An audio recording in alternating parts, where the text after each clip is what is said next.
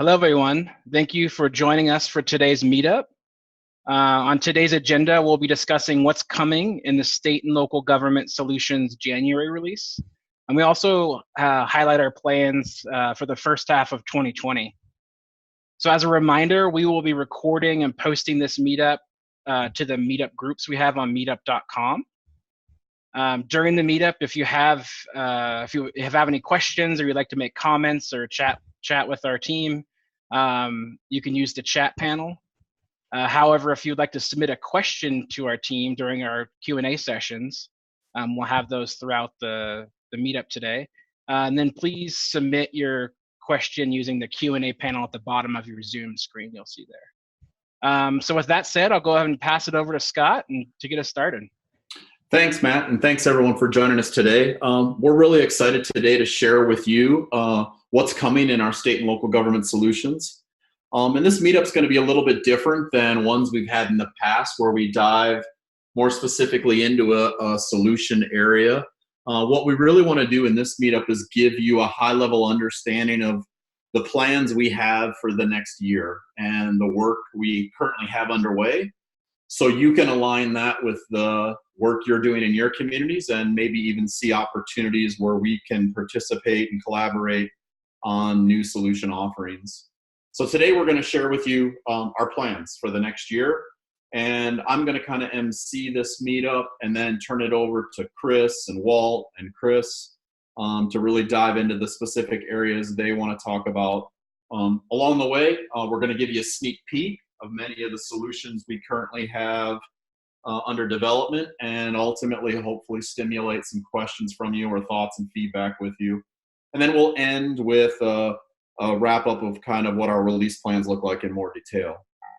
So I'm going to start with a little bit of context. And after welcoming you to the meetup, I want to share with you the priorities for our work and kind of where we're really focused in terms of development activities. We're going to give you, as I said, a sneak peek of the solutions, talk about our release plans, and ultimately get your feedback on the plans we have for the next year, and then also get your feedback hopefully on some of the prototypes that we're going to show you and share with you today.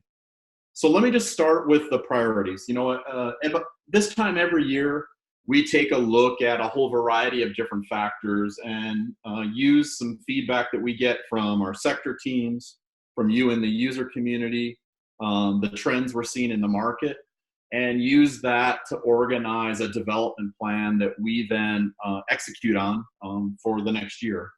And as we started organizing that development plan this year, we saw kind of 5 priorities emerging. The first is the work we continue to do to modernize existing solutions. I'll talk a little bit about that today. You've probably seen we're also extending and enhancing a lot of our public engagement solutions and leveraging capabilities within Hub.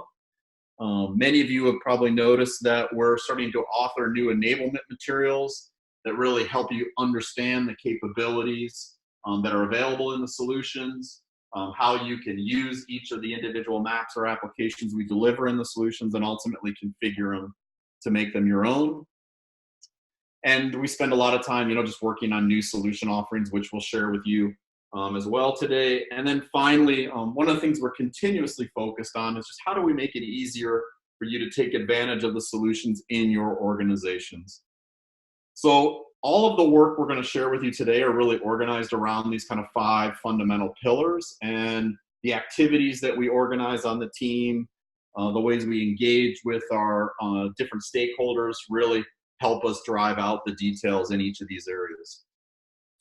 So I'm going to start with just a quick overview of the work we're doing to modernize our solutions.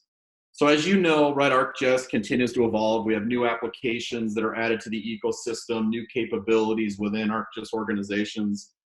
And we're continuously evaluating our current solution portfolio and looking at ways to leverage those new capabilities and modernize the solution offerings we have, right? One of the fundamental tenets of this work is that we want to make it easier for you guys in the user community that are leveraging our solutions, make it easier for you to maintain your own systems. And so we want to basically take that burden off of you. So we are always looking at the new capabilities, and you've probably seen a lot of the work we've done in our more recent solutions to leverage things like Arcade, We're looking at how we can leverage Tracker, and Walt will mention some of the first areas we're doing that today. And ultimately, right, we'll just continuously evolve these solutions based on the capabilities that are available in ArcGIS. The other thing we're doing as we're looking at modernizing the solutions is trying to think about how do we complete the information workflows, right? So a simple example of that is not just give you a park locator, but also give you a simple configuration of ArcGIS to manage park information, or maybe provide more comprehensive workflows like you see in some of the recent conservation easement monitoring or election solutions, right? And so we want to make sure you have comprehensive systems that are available to you. We continue to refine kind of the layers and the cartography that are associated with those solutions. And one of the final things we want to do in 2020 is just finish up the modernization of our data management solutions. And we still have a few of those that are running an ArcMap because we're leveraging the attribute assistant. And we're pretty confident that in 2020, we can essentially get rid of those ArcMap solutions and deliver a whole suite of data management solutions with on top of ArcGIS Pro. And we're actually going to give you a sneak peek in the December meetup of the address data management solution and the work we're doing there, because that is one of our more popular data management solutions we have. So our commitment to you is to continue to maintain the solutions we have, and as we do that maintenance work, obviously take advantage of these new capabilities. The next area I want to talk about a little bit is the work we're doing to syndicate our public engagement solutions in ArcGIS Hub. So ArcGIS Hub obviously allows you to provide great destinations and really organize a suite of public engagement offerings around specific initiatives or kind of themes within your organization. And we want to leverage those capabilities and really kind of demonstrate how you can organize that content, organize the solutions we have in these hub initiatives. And so you'll see us starting to syndicate our public engagement solutions, and deliver these sites with those solutions. And ultimately that helps us increase the value, right? And it provides a real nice immersive experience for those public engagement solutions. It helps governments leverage the ArcGIS capabilities that are available in Hub, and ultimately provides a pattern for integration in your own Hub destinations and Hub sites. So we've been working actively on a suite of new sites and initiatives around Citizen Problem Reporter that we call Citizen Problem Center, property values or equitable property value, the Transparent Elections site, which I think we gave you a sneak peek of last spring in the when we did the elections meetup. And then we've got some others coming for things like emergency incidents or emergency events and community events. And so you'll just see us really taking advantage of those capabilities in our public engagement offerings and delivering sites that look a lot like the examples I'll show you here. Here's just a quick snapshot of the ones we currently have underway for things like Citizen Problem Reporter and even equitable property values. For us, this is just a great way to extend and organize the public engagement solutions that we have already been delivering for you guys as well. The last area I want to just talk about briefly and just kind of introduce before we introduce Chris and Walt and Chris is, obviously we continue to evolve the solution offerings we have, and we work closely with the community, with our internal stakeholders to define these new offerings around what I would call these functional areas within government. And that could be a state or local government as a whole. And so today we're going to share with you the plans we have for the new development plans we have around these key focus areas. And one of the things you'll notice is that we're actually taking on a new domain in late 2019 and early 2020 called conservation. And we really feel pretty strongly, are pretty excited about this new work because it can be applied to conservation agencies domestically here in the States or in North America and internationally as well too, in places that do things like protected area management. So you'll see a lot of new offerings in that space from us. We continue to evolve the natural resources and fish and wildlife work we've been doing at the state level and drive out. We've got a lot of new exciting offerings coming for things like public safety and public works, and even a new area that we're working on and a new set of solutions for transit. So what we want to do with the time we have remaining is really take you guys through our plans for each of these respective areas. show you a sneak peek of some of the solutions we've been working on, and then get your feedback if you have any or answer any questions you might have. So with that, Chris, I'll stop sharing and let you get started on land records.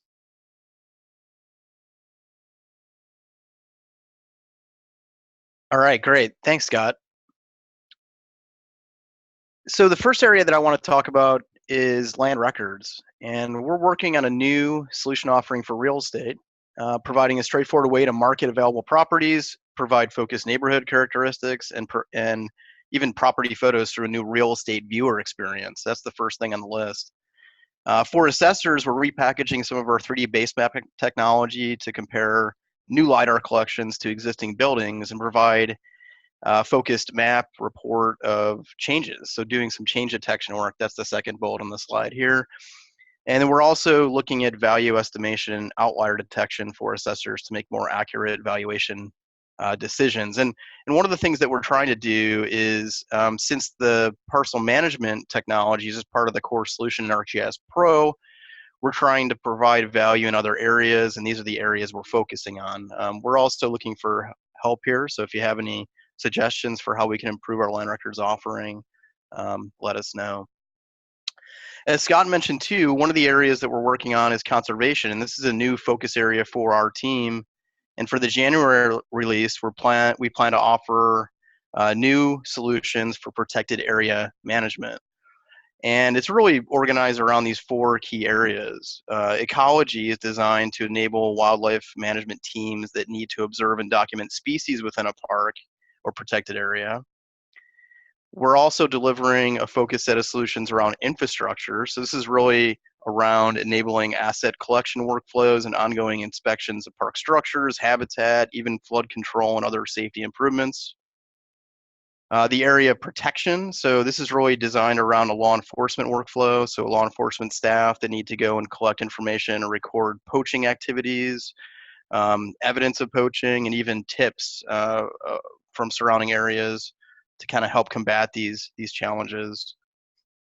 Also, we're thinking about ways that you could even manage protection patrols. So managing staff that need to go out in the field and actually collect evidence and information about poaching, and also even gathering further insight about incident trends. So from the things that we're seeing within the park, how can we try to combat that proactively by getting some more insight as to where these things are happening, hotspots, I guess you could say. And then the fourth area is really around outreach, and this is really about enabling park staff to engage local communities to kind of co-devise conservation plans.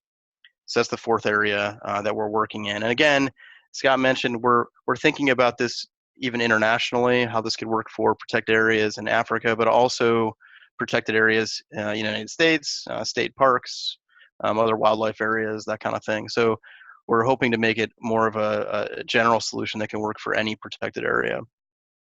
So I think without further ado, before I jump on to the next topic, I'm going to go ahead and show some of our early work in this area. So the first thing I wanted to talk about is a configuration of Survey 123 called the Wildlife Reporter. And this is to satisfy some of the things we've heard in the ecology area, the ecology focus area. And this is really about just observing and then recording information about animals that are seen within a park. So you can see on the top of the survey form, we just have very simple questions about what animal that you're seeing, elephant, buffalo, leopard, that kind of thing. And this is going to also be extended for your particular species that you want to focus on for that protected area. You could even see that you heard them and didn't see them, type some notes. The observation date obviously is just calculated for me. And then the location, it's showing here Redlands, California, because that's where I'm at. But depending on where you are in the world, of course, it would use your location. And then doing things like the counts per herd. So for instance, if it was an elephant herd, you can actually go ahead and document the amount of females, males that you saw. So this is more of a advanced survey form, getting very specific information about that herd or that group of animals. Even doing things like the condition of the herd, you can document that work. Same thing for juveniles or juvenile animals as part of that herd. and then go ahead and collect a bunch of photos and then submit the survey.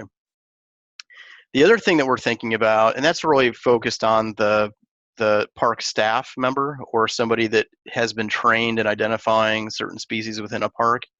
But the other thing that we're thinking about is having a companion application. This is using Quick Capture to do the same type of survey. It actually feeds the same underlying layer, which I'll show you in the dashboard here in a second. But this is a very simplistic version of it. So imagine if you are a tourist or you're somebody that's going to go to the park and visit. How can I be enabled with a very simple application with big buttons on it just to click the animals that I'm seeing in the field? And actually, this even has audio capabilities where it's going to tell me specifically when I click this button that I'm reporting on a buffalo. And it's also giving me images of those animals so I can quickly hit the button and then submit that same type of wildlife report. This isn't going to get into those more detailed questions about the health of the herd or the animals that I'm seeing, but it's a very quick way of capturing animal observations through Quick Capture. So I'm going to go ahead and just jump right back to the second component of that.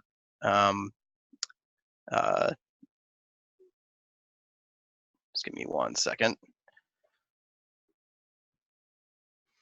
While that loads up, I'm going to go ahead and move on to another survey that we're working on for conservation protected areas, which is the wildlife conflict reporter, which is a very similar experience, except this is a different focus altogether.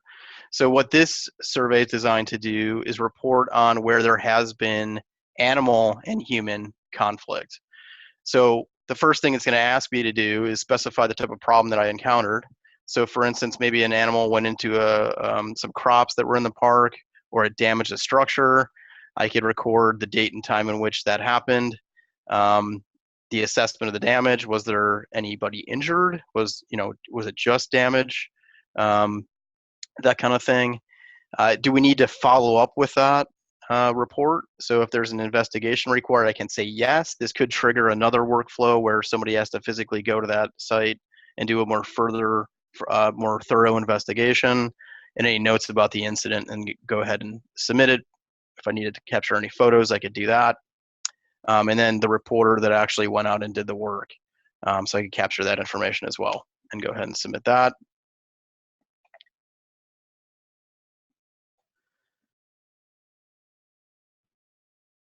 And then the third survey that I just wanted to briefly talk about is in the area, not ecology. So those first two are really focused on wildlife observations and then any human conflict observations. But then there's the whole protection incident piece, which is really about the law enforcement workflow. And this is designed for law enforcement staff to record things like poaching or evidence thereof poaching, or tips. So the first question it's going to ask me in the survey form here is if I'm a park ranger, what am I reporting on poaching? And then by choosing that, it's giving me a very focused set of questions based on just the poaching activity or incident that I noticed in the field. So in this case, I can say that there was some animal collection. We arrested some people in the field. Nobody escaped. What kind of weapons did maybe the poachers have while they were in the field? And then if any items were seized as part of that. I could take photographs again, and I could even type in any detailed notes that aren't questions in the survey form, and then go ahead and submit that information. And again, one of the things I wanted to show, I'm having a tough time with my other browser, but each one of these survey forms has a companion dashboard, which allows the operations manager or the park staff to review all of the incidents that have been reported, any wildlife that's been reported, or any wildlife conflict that's been reported, as well as a general park information dashboard that shows me all of those themes of information, one uniform dashboard. So that's just a sneak peek at some of our work that we're doing in the conservation area. We'll take some questions here in a second, but I'm going to go ahead and jump back to my PowerPoint slide, and we'll talk about the third area that our team is working on, which is in the natural resources, fish and wildlife, and agriculture areas, which is something that somewhat related to the conservation work, except it's an area that many state agencies this how they're organized. And one of the things that we're working on for natural resource agencies is a new solution for collecting and cataloging geologic resources. So again, much like those surveys I showed to collect wildlife information, there most likely will be a geologic survey form that somebody would fill out to collect geologic resources within a state or even other areas.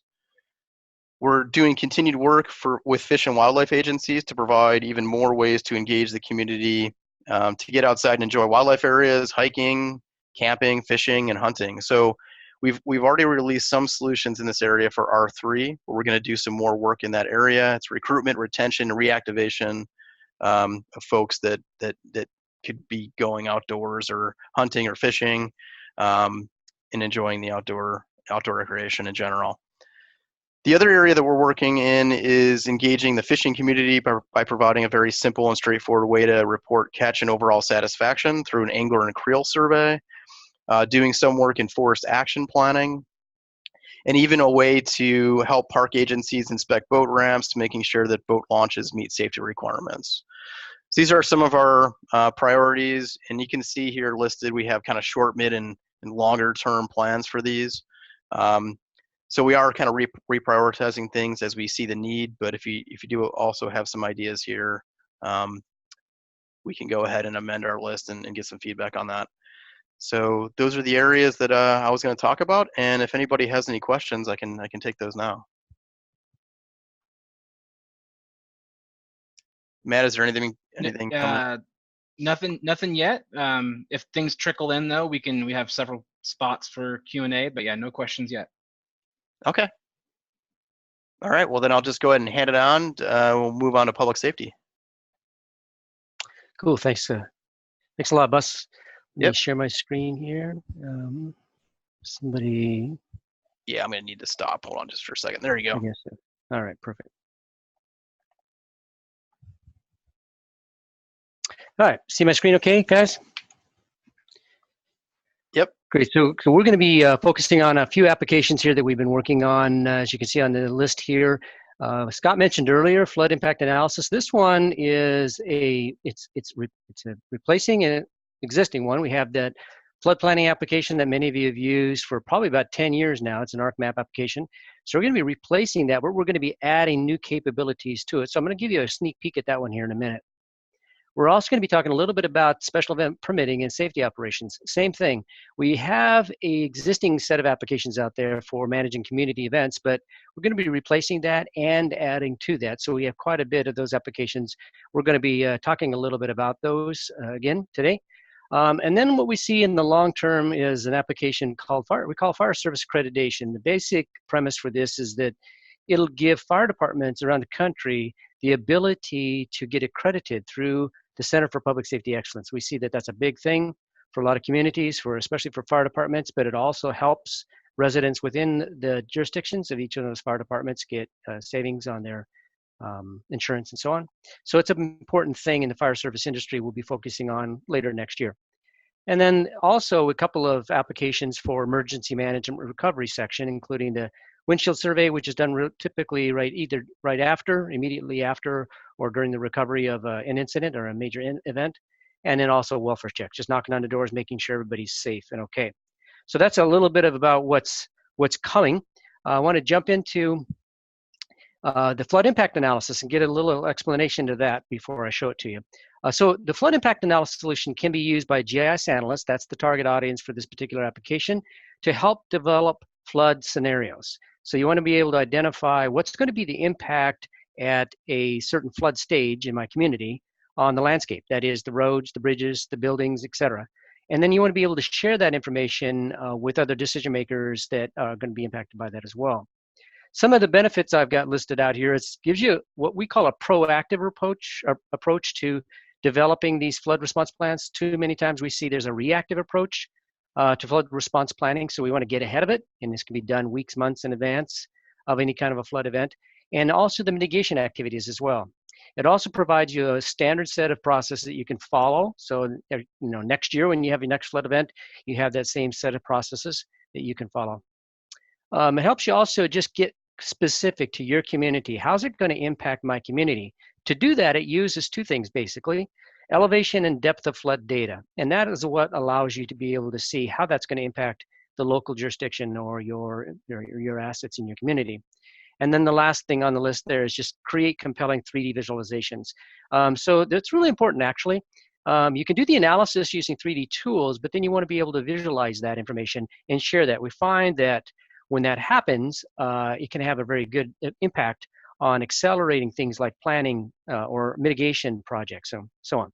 So that's kind of a little bit about what flood impact analysis is. What I'm going to do now is pop into my Pro configuration. As you can see that the ArcGIS the Pro is used for flood impact analysis. On the screen here, I want to draw your attention over to the right. You can see there's a couple of tasks. I have this task group up here called Getting to Know Flood Impact Analysis. The idea here is to be able to introduce you to what is this tool, how does it work, what do you need, what are the input, output requirements for it, and so on. Tells you a little bit about some of the capabilities that come along with it, kind of guides you through what is the analysis you can do in visualization, and then it gives you some data requirements that you can follow. So kind of gets you started with it. There's also another task group. It's called How to Use Flood Impact Analysis. And this walks you through some steps. How do you prepare data? One of the things you'll see is you can, optionally, you can download some sample data, which you can see here, that we're going to provide with the solution, or you can use your own data, and it walks you through some steps of how you can prepare that flood depth, raster data, the water surface elevation data that you get to be able to conduct the analysis with. Once you've done that, then it walks you through these steps. How do I create a flood impact area? How do I create the flood depth data for my roads? How do I determine what the flow, the flood depth is going to be for some low water crossings, some roads that are just low and they get impacted often. Another thing, there's two other things in this list here that we've added to it that I think is going to be helpful. One of them is to determine what is the height above the surface of the water for these bridges or other things. So that helps you understand what's going to be the clearance. How much time do I have before it's going to get impacted? And then the other one we've added to it is building exposure. We've got a task in here that allows you to say what buildings are going to be in that impact area and how badly are they going to be impacted. So there's some things that we've added to it that don't exist in the current ArcMap implementation. And then next, we've got some tasks in here to help you share that information. I'll show you an example of that in a minute, to visualize that in 3D and then share that 3D information with you. So you can see in the sample data that I've got over here, I've got a flood impact scenario that I've used for flood impact 5, which is just 5 feet above flood stage in the Baltimore area. If I zoom in on a little bit, you can see that I've already done the analysis on exposure to these buildings, so you can see which buildings are going to get the most exposure to this particular flood stage, as well as the roads that are going to get impacted by it, and some of the bridges and low water crossings and so on. You can also see here that we've calculated the height above the surface for these bridge crossings here. So this one I've got a 10-foot clearance, and this one will have a 3.22. So it gives you an idea. And again, you do this months in advance or weeks in advance. It kind of gives you an idea what you need to prepare for. So that kind of is an example of what these analysis tools do. Now, the other thing I can do, as I mentioned, is create it into a flood scene. And the value of having this information in a flood scene is I'm able to better visualize what that data is going to look like. So if I just zoom in here to this area here, come on. Then I can just scan around here a little bit. And you can see that I can get a better idea of what that building is going to, what the impact is going to be to that particular building or these buildings around here, as well as to this road that you can see. Another thing I might want to do is if I want to plan out for roads, I can take a look what it's going to be like to a driver that's heading down this road. They can see where there's going to be water coming across the road at that level. If I zoom out here just a little bit, I can see what the clearance is going to be for this railroad bridge that's going over it at the flood stage that I have done my analysis at. So it kind of gives you an idea of the kind of things you can do with the flood impact analysis. You're using these tools to calculate it in 3D using the flood height and depth, but we're also using the 3D capabilities in Pro to be able to visualize that and share that information. Another thing you can do with it in Pro is we can create a series of operational maps. So these maps can be printed out. There's a lot of different formats that we can use for it, but it can be given to the first responders that are out in the field that need to be notified of where they're going to go and evacuate these homes or close off these road closures or whatever they're going to be doing. So it's just a way for you to be able to give information to people that don't have connectivity, don't have an application. So that's just an overview of it. The next thing I wanted to show you is how you can share that information. So what I've done here is I've just taken the results of the analysis that I did, and I've shared it into the situation awareness viewer. So on the map, you can see that I have the five level flood stage here. I've got it as a hazard area, and I've got a few other things on the map that you can see as well, as such as these low water crossings and so on. And if I just zoom out here a little bit, you can see where are the low flow water crossings, and I've labeled them so it makes it a little easier to find. So if I want to do some planning for that, I can set that as my location, and I can determine what's going to happen if that low water crossing there, or that bridge, which has a low clearance, gets impacted. How many shelters are going to be impacted? What schools are going to be impacted? I may need to reroute school buses around or close the school. What are the bridges, low water crossings, and so on, hospitals, etc., might be impacted by it. So it allows you to share that information into another application that you can consume it and to be able to make use of it. So it gives you a little bit of an overview of what's coming with the flood impact analysis. The next one I want to talk a little bit about is one that Jeremiah's been hard at work at, is what we call special event management. It's a comprehensive collection of maps and apps that can be used to plan and manage special events through the entire process, from the whole permit approval through during the operation of the application of the event and so on. Some of the benefits for this application is, the big thing we see here is just managing the entire process, whole thing electronically and efficiently. So when the time that the permit application for the event is submitted, that information for that particular event is collected and it's used. It doesn't have to be entered again. So it's just a one-time entry for that information. You can add information to it, such as a site map and a safety plan, which can be updated in real time. So a lot of times we hear people say that I create an incident action plan on paper, but I can't update that. So that's one of the benefits of this particular set of applications. We also want to be able to understand where our field staff are in real time. So during the event, we want to be able to allocate those resources. It helps us to know who's the closest one to a medical incident or whatever it might be. It also helps us to be able to communicate between public agencies. If they can see the same information and it's live, there's no interpretation that's necessary. They all have the same information. And then be able to respond to threats in a more timely fashion. So if there is an incident that occurs during the event, you can be able to respond to it because you know where the incident is and you know where your personnel are. Also allows you to learn from prior years. So if you do the same marathon, the same whatever event each year, you can reuse some of the event plans that you created from the previous year and then just update them. During this entire process, you can keep a history of all that event activities, which then can be used for your after-action reports, and then communicate the correct information out to the public and help manage that public flow of information, such as road closures and things like that. So we see the special event managed typically in these 4 stages. We have this whole permitting stage, where you go through the process of applying for and reviewing, coordinating that permit process, has to go through the approval. The information that's collected during this process and added to through the approval process is then fed into the planning stage. 2 things that are created in there are the site map and the plan, the safety plan. Safety plan typically is where the public safety resources are stationed or allocated during the event, or reassigned perhaps during the event. That same information then feeds through into the operational stage. So during the event, I can update my event plan. I can monitor that and see how incidents happen during the event, and then I can coordinate with my field staff in real time. Again, all that information then is fed into the after-action report in the post-event stage so that we can use that for debriefing and learn from our experience. So when we map it out into this diagram, you can see this whole process has several different users. It has quite a few different roles that are involved, and each of those roles have a different application. So I wanted to use this diagram to help give you some context. Typically, it starts with the permitting, where an event organizer, which is outside the organization, maybe it's a Bank of America in the case of the Chicago Marathon, or somebody else wants to submit a permit application request for a new permit, and it goes through that whole permit approval process where the event coordinator, internal, or the event incident commander are using it to manage that event and go through this permit process.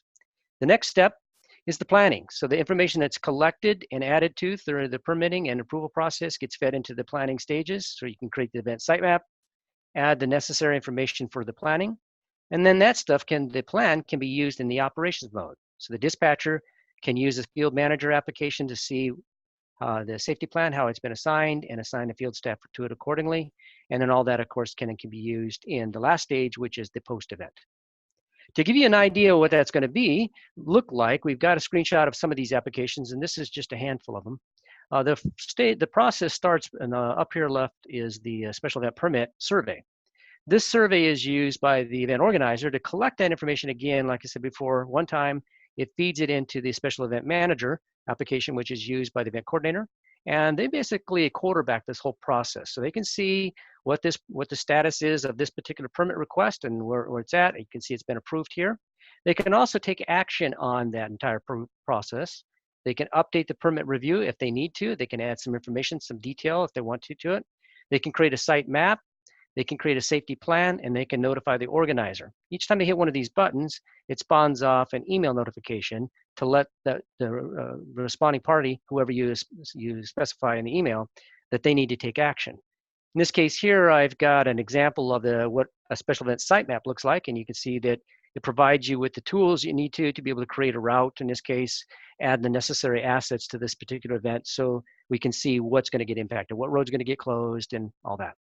All that information then can be fed into a dashboard that can monitor all your different permits. So if you're an organization that has like marathons and races, maybe in the spring, parades throughout the summer, and festivals in the fall, you have a lot of different events in your organization, in your jurisdiction, I should say, that you want to be able to monitor. What's the status of each one of these permits? So this dashboard helps you to monitor that. For those organizations that have their own permitting software or some method to handle that in another way, or they just don't want to use it, they want to just do the management and operations of the event, they can deploy the special event safety operations solution. And this is really just a subset of the entire process that you saw before. It goes through the same thing without the permitting. So you have the special event survey, it goes through the manager, you create the site map just like you would always, and then you add your safety plan to that. But you can also deploy these particular applications for each individual event. So we've created a notebook for ArcGIS application in here that you can launch. It allows you to create the field manager, allows you actually to upload the resources, your public safety resources, from a spreadsheet into the field manager, and then assign them to your field staff. As Scott mentioned earlier, we also are using Tracker in ArcGIS Online, which is yet to be released, and we're going to include that into the application so that firefighters, paramedics, law enforcement agencies, and other people out in the field can be monitored to see where they're at in relation to incidents and their assignments. And all that can be fed into this activity reporter. So if somebody's out in the field, they can use a survey to report that back to the dispatcher, who then can assign somebody. All this information that is consumed into this public safety dashboard so that people back in the EOC or the command center can see what's going on. And again, it can be used into the after action report.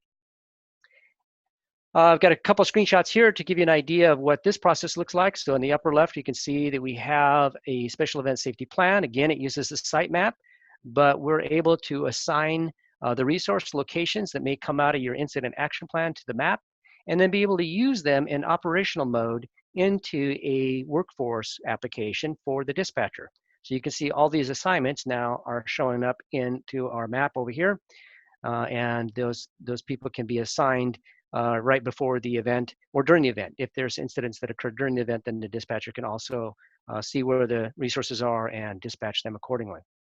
While those people are out in the field, the field staff, they will have the workforce mobile app to be able to respond to those assignments as they come into them.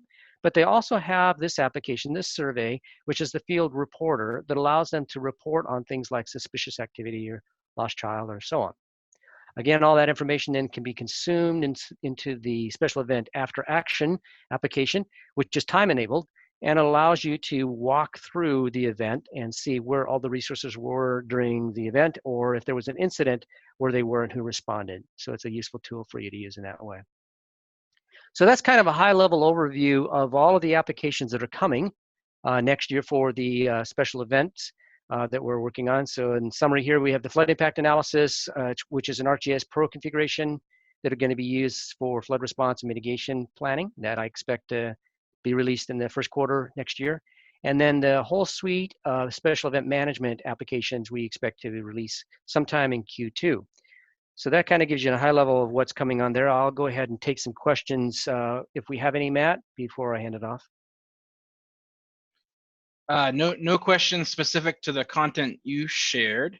There was one that came in asking about the timeline for address management tools for ArcGIS Pro, and I think we can cover that Okay. a little bit later on.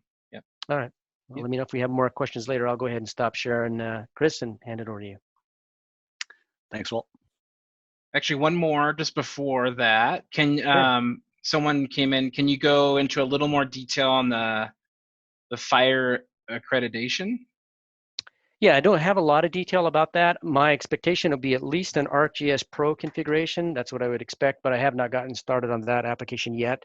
But the premise behind the idea behind it is to be able to collect all the incident information. I think it's for when you first get initiated or when you get accredited the first time. I believe it's 5 years, and after that it's every 3 years. I might be mistaken on that. So it's a lot of data that you have to consume, all the incident information, your response times, all that has occurred over a period of time, and then be able to submit that to the CPSI, which is the Center for Public Safety Excellence, for their reviewers to come on site and take a look at your data. So the data aggregation presentation is a big part of each agency getting accredited. So that's why I would expect that we probably would use Pro to do some analysis, perhaps some web applications to be able to display the results of that analysis. That's about all I can tell you at this point. Perfect, thank you. And then one more came in. Will the flood analysis tools that you showed require, or what level of ArcGIS Pro licensing or extensions will be required for the flood analysis tools? Yeah, we are using some tools in there. I think it's probably going to require advanced. I have to go through there and make a list of those, what is requiring what, but my expectation at this point would be advanced. I'll have to just verify that. And then, of course, you have to have all the data. That's the big part. All right. Great. All right. So next I wanted to talk a little bit about some work we're doing in the public works space as well as transportation. There's a lot of overlap in those areas. The first thing that we're looking to work on starting next year is collection of solutions to not only enhance our current offerings for conducting asset inventory. So we have a whole suite of collector configs right now that allow you to do an asset inventory of things like street signs, trees, pavement markings, all types of things that you might need to manage in the visible right of way. We also want to collaborate with some of our utilities teams to think about those assets in both water, sewer, and stormwater. And not only providing you a set of solutions to do the inventory, we'd also like to create a set of solutions that allow you to do inspection and basic condition assessments. So you can begin to understand the condition of those assets in the community and how many are getting close to end of life or might need repair or maintenance, and have a better understanding of the state of the assets that you manage. Another set of solutions that we want to build are around bulk pickup. So a lot of communities allow a service where residents can request a bulk pickup, and managing those requests and managing how you're dispatching and routing your trucks to go out and perform the bulk pickup is an interesting workflow that we're looking to tackle. We currently have a set of solutions around snow operations. We call it Snow Cop. We're looking to update this, take advantage of some of the newer capabilities, for example, Tracker, and really enhance this workflow so you can manage not only the requests for service, but also better understand where plows are at any given moment and how they're performing. A new area that we've started to hear a lot about recently is in regards to curb management. So this is the idea of communities wanting to better understand what types of use are allowed along their curbways. And, this could be things like parking or loading sections, or in a lot of cases, we're hearing a lot about the new trend towards micromobility and allowing scooters and bike shares, and all of that is happening along the curbway. So it's better understanding how your curbs can be used, how they are being used, and if you make changes, how is that going to impact the community. Stormwater management, we have some solutions in this space. We hear a lot more about it. We're really interested in just diving into this a little bit more and better understanding how we can build some new solutions around stormwater. Traffic operations, this is a new dashboard we'd like to produce that can take advantage of some of our partnerships with Waze and pull in real-time feeds so that we can better understand traffic in the community. And finally, one of our long-term projects is around providing conflict detection as part of our capital project and right-of-way permitting solutions. So if we are going to plan a new project and for example, we're going to be digging up the roadway, we'd like to be able to sequence some of our projects that all need access to that so that we don't have to open up the street multiple times in a short amount of time. So this allows us to see and better understand when work is scheduled to happen near or at the same time in the same area. Another new area for us that we're looking to release some solutions for in January is around transit. So the first set of solutions that we want to release in January are for transit outreach. And this includes a ArcGIS Pro project called Transit Data Management that allows you to manage your transit system. So from the standard GTFS format, import your routes and stops into the layers that we deliver with the solution so that they can feed the other solution, the other apps that are delivered with the solution. We want to provide a transit rider reporter collection of apps that allow you as a customer service or communications department within a transit agency to solicit feedback from your riders. For example, reporting problems, providing suggestions or compliments about the service. We want to provide a configuration of our Adopt-a solution called Adopt-a-Stop.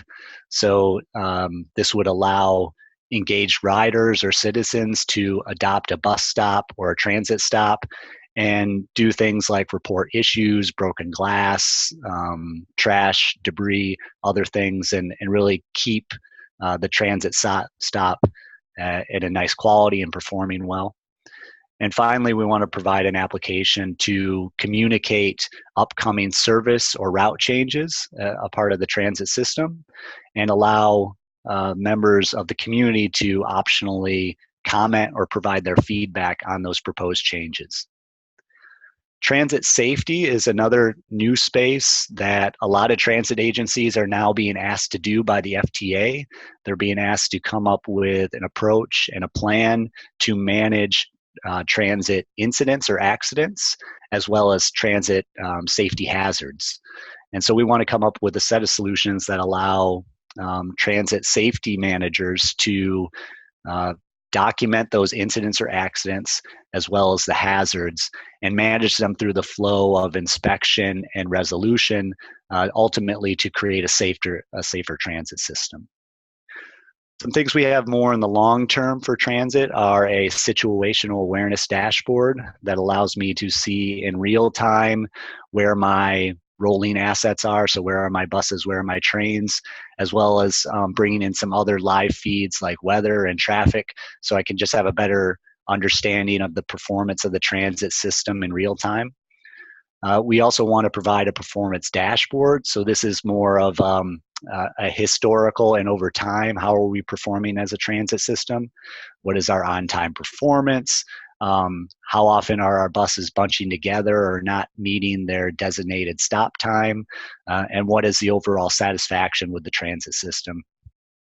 And then to complement that, we want to provide a public performance dashboard that allows transit agencies to communicate how they're performing out to the public and really kind of highlight the areas that they're performing well and encourage new ridership.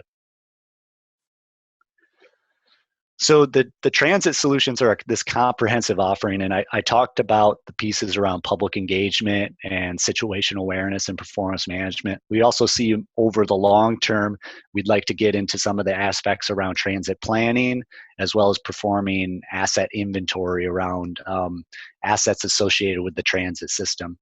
And all of this is feeding into our ArcGIS Online or ArcGIS Enterprise, and we're working with a set of foundational layers that allows us to manage all this information, and ultimately with the goal of improving our transit system and increasing ridership, because that's our revenue and that's really what's going to drive our service and what we're able to deliver to our customers.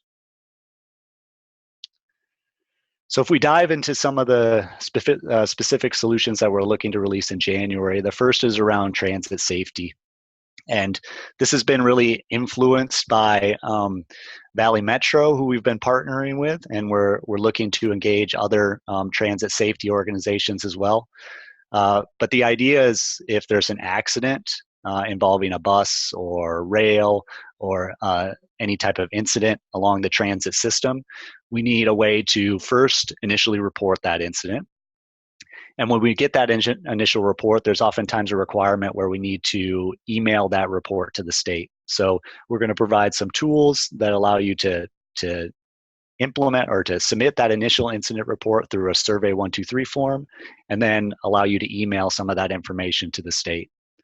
Ultimately, after a 48-hour period, we're going to do some investigation. We're going to have some additional information that we want to append to that report.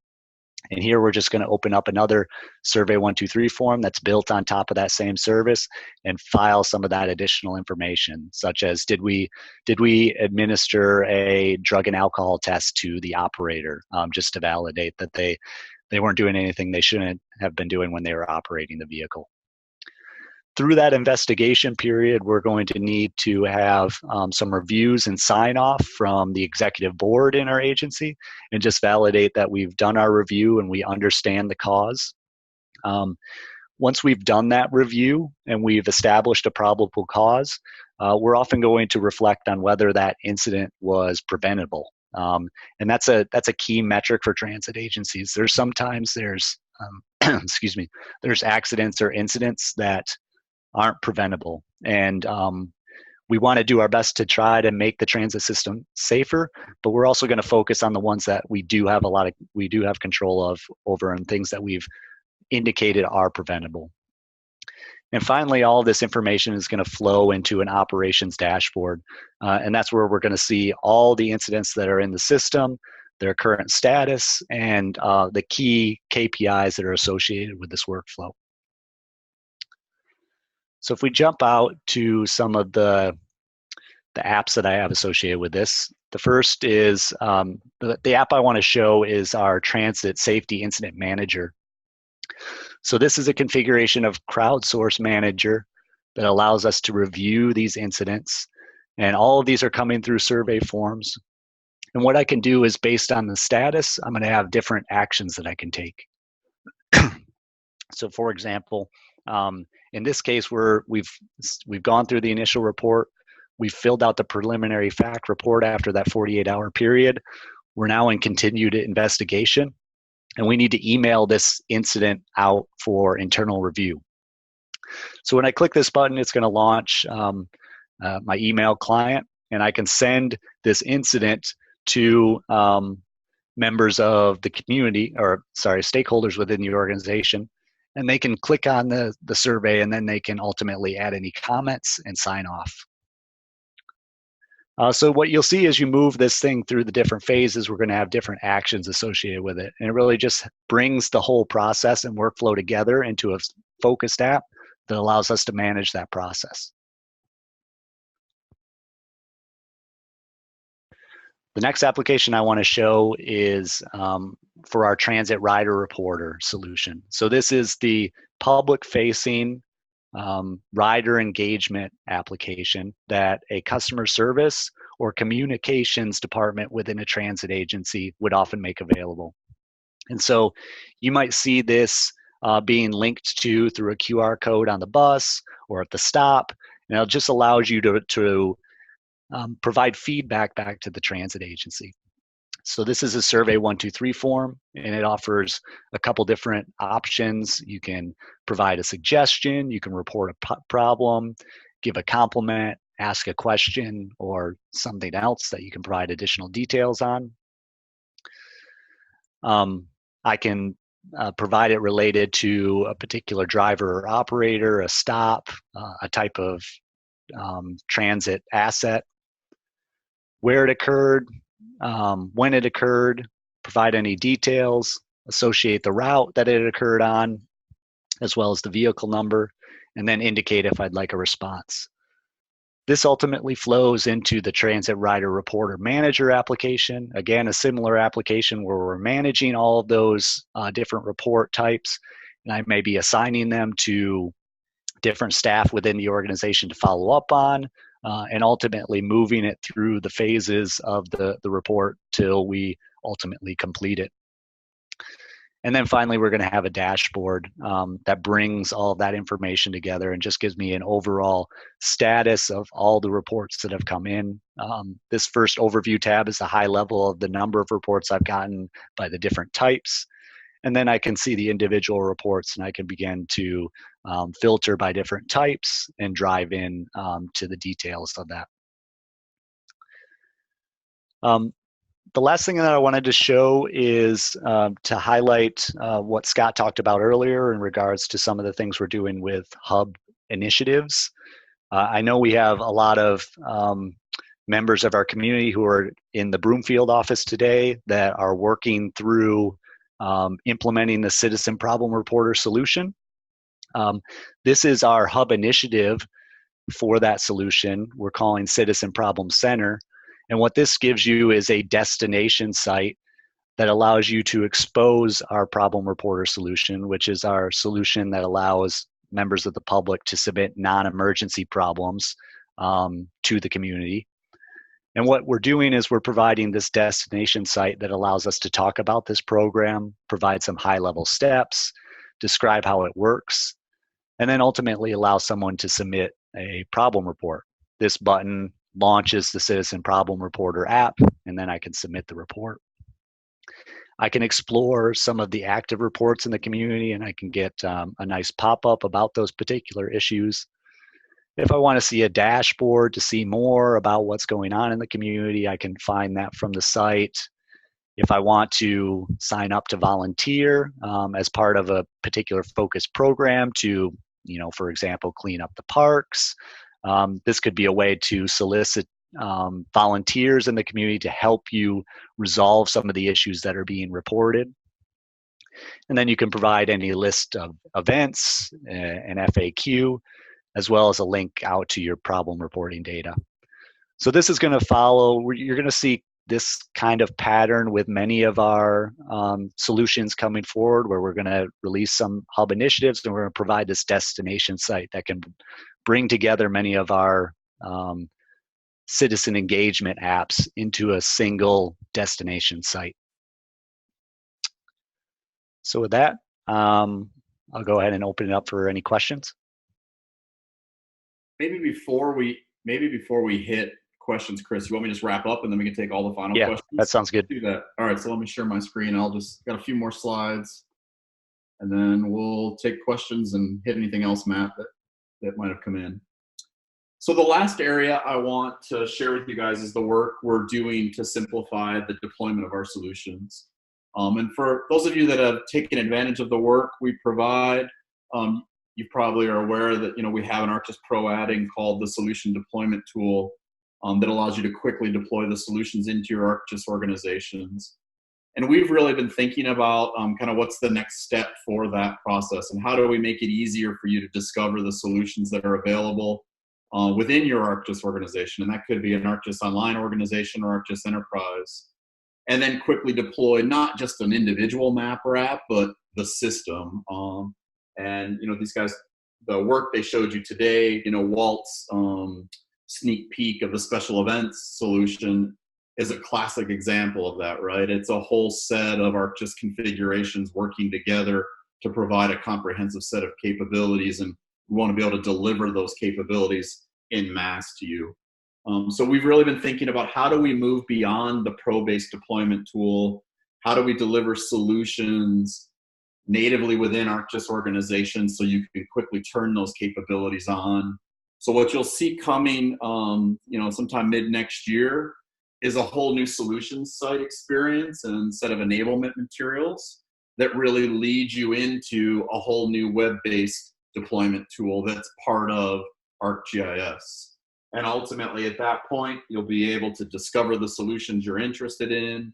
You'll be able to, sign into your ArcGIS organization and quickly turn those capabilities on, and then begin to load content if necessary, share those info products with different members of your organization, and then just very quickly take advantage of the solutions that we're providing. And so for us, this is really a big part of the work we're doing right now to take all that rich content that's available, the hundreds of maps and apps that are available to state and local government agencies, and deliver them in a much simpler way, and allow you guys to take advantage of it in a much more straightforward way.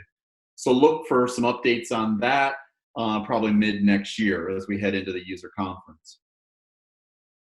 The last thing I'll just wrap up with that many of you kind of asked through your questions is when am I going to see the content we talked about today? So just for high level context, we have probably 4 to 5 releases a year. And we really try to target, and many times those releases coincide with either ArcGIS Online releases or ArcGIS Pro releases. So the next major release you'll see from us is January 2020, and we're focused on a couple key things. You heard Chris and Walt talk about the work they're doing in transit conservation and flood impact analysis. That's a primary focus of the January release. I'll also mention that we're targeting the address data management and road network management solutions for that same release. We're also, we'll be providing a set of updates to existing solutions, things like Adopta or 3D base maps and even emergency management solutions. And then you'll see the special event permitting and safety operations solutions that Walt alluded to, probably coming in the March release. We don't have specific dates on that yet because it's to be determined when in March that'll occur. And we also have, quite frankly, some dependencies in ArcGIS that we're working with the core dev teams on to make sure those are available so we can ship the solutions that Walt talked about today. I expect we'll also deliver some enhancements and updates to existing solutions. Can't tell you specifically which ones yet, but then you'll see in the June-July timeframe, probably more likely July, in sync with the user conference. That's when we're really targeting this new solution site enablement materials, the ArcGIS Solutions app that'll allow you to deploy the solutions from within a browser and directly in your ArcGIS organizations. And we'll also deliver a set of updates to solutions probably at that time as well. So we've got a pretty aggressive schedule for the first half of next year. If you don't see something kind of on this list, in all likelihood, we'll probably start to tackle it the second half of next year, unless we have some communities that come to us saying that the priority for that is real high, and we can kind of work around the existing development work we're committed to. So that was a quick overview of the work we have planned for the next year. I really appreciate the feedback you gave us today and the questions you had. Hopefully you can see there's a large collection of work we have planned for both the state and local government users. And we'll continue to kind of take feedback we get. We would love to engage with you on these solutions that we're working on. If you have ideas, if you'd like to collaborate with us on existing solutions we showed you today, certainly we're willing to do that. We'd really appreciate it if you do take a minute to fill out the survey form and give us some feedback on the meetup as a whole. I think Matt will post that on the meetup site as well too, right after the meetup. And then ultimately, I think, Matt, we've got a few minutes. We're running a little over, but I think hopefully everyone will stick around for a few minutes to cover the final questions we have. Yeah, perfect. And so I just put a link in the chat window for the survey. And if we had a question about recordings, and so we do record all of our meetups, links there as well. Those are available on our meetup site. We have a page for video recordings. Those post about a week after the meetup dates. So that's kind of that information. And a couple questions. So one was, when will the address management tools for ArcGIS Pro be available? Yeah, so we're targeting January, and that may slip to the March release. I'd say to get a good firm date, come to the meetup in December when we give you a sneak peek, and we'll have a real good solid understanding of whether or not we're going to meet January. That's our target. And if it does slip, it'll only slip one release to probably March. And then one other question. So this user is currently working on bulk pickup solution using Workforce Survey and Operations Dashboard. Any of the programs? Oh, like the applications, Matt? Maybe the yeah. So are we? Is that something that we're targeting? So any idea of the programs the planned bulk pickup solution will be utilizing? Yeah, I think you're right in the sweet spot of it. I'm not sure if we'll use, it probably will be Survey 123 for the intake form or the request.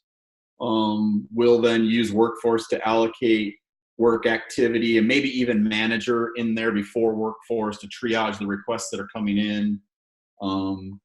And then Ops Dashboard to kind of visualize it. There may even be a configuration of Collector or Survey 123 for the field staff to register the work that they completed when they're out in the field. But you can kind of expect that a round trip field workflow. I don't know, Chris, if there's anything you think I'm missing there? I think the other thing I might see, I've been thinking about is Tracker as well as a way that's a good point. to track them in the field. And, there are some tools now for, and we've seen some examples for generating the optimized routes and things like that for that type of thing. So conducting that analysis to build the optimized routes, and those routes can all feed into Navigator as well. So that might be something that we look at too. Yeah, the final piece of that, it may also be a hub site, right? A destination that we can come to for that, to request that bulk pickup and understand, maybe My Trash Services plays in there as well too. So you can kind of see a comprehensive view of the waste services provided in the community. Yep. So if you have ideas or you want to give us some feedback on that, we'd love to hear it and love to engage with you on it. All right. So that was the last question. Okay. So thanks everyone for attending today.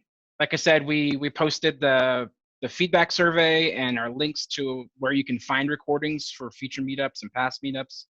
I hope you can join us next month. We'll be providing a sneak peek for the new ArcGIS Pro address management solution. So come check that out. We post that on our meetup site and look forward to talking with you. Thanks, everyone. Thank you, everyone. Have a good day.